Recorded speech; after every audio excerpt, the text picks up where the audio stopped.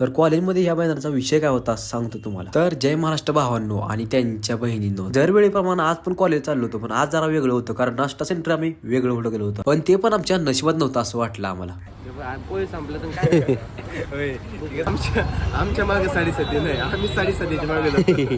तर एकदम बरोबर बोलला किरण, कारण आम्ही जेव्हा काय करायचं जाईल तेव्हा असंच होते. आणि आज नितीन आजारी पडला होता, नितीन खाल्ले होते गोळ्या. मग काय पण करून नितीन नाश्ताच करायचा होता. मग काय थोड्या वेळ थांबलो, नाश्ता तयार होईपर्यंत आपण काय ते करू म्हणलं. मग काय मंदिरामध्ये आलो, गणपतीचं मंदिर, आज चतुर्थी होती. मग काय मंदिरामध्ये आलो, मस्तपैकी दर्शन घेतलं आणि परत कॉलेजमध्ये पोहोचलो. बघू शकताय एकदम खतरनाक. आम्हाला जायला थोडा उशीर झाला, तोपर्यंत हे सगळं घडलं. म्हणजे बसायला जागा नाही, मग पाठीमागं उभं राहिलो ना. ज्यांना खुर्च्या मिळल्या ते खुश होते, पण नितीन बालताच खुश होता. ते काय मॅडमला पटलं नाही. मग काय म्हणल्या पुढे येऊन बसा माझ्यापाशी. मग काय नितीन पण खुश झाला. आम्ही सगळे येऊन बसलो पुढे मॅडमच्याच. बघू शकता इथं मॅडम बसल्या, आम्ही इथं. त्यानंतर सगळी पोरं येत होती. आम्हाला वाटलं आम्हीच उशीर आलोय काय नाही. बघू शकता तुम्ही, या पोरी सुद्धा एकदम निवांत. आणि मग काय इथं जरा चुळबुळ चालू होती, ते परत बघू आपण. कारण आता मॅडम शिकवतोय ते कोणाला समजत नव्हतं, पण नितीनला आणि सुशीलला एकदम ओके मध्ये समजत असं वाटत होतं. मग दोघांचं डिस्कशन ऐकलं आणि मग काय स्पृहाला जागा मिळल्या म्हणून बसली श्रेयाच्याच मांडीवर. तर वाईट तर मला त्या खुर्चीसाठी वाटत होतं. लेक्चर संपल्यावर पोरं शांत बसत नाही हो, बॅनर हुडकून काढलं कुठनं तर. आणि हे बघू शकताय असं लावायला चालू केलं. मॅडम तिथं बघते, त्या मॅडमला दाखवत होता किरण. आता ह्या बॅनरवरती काय लिहिलंय तुम्ही नक्की वाचा, कारण मला तर काय माहित नाही आणि कशासाठी बनवलंय हेही मला माहित नव्हतं.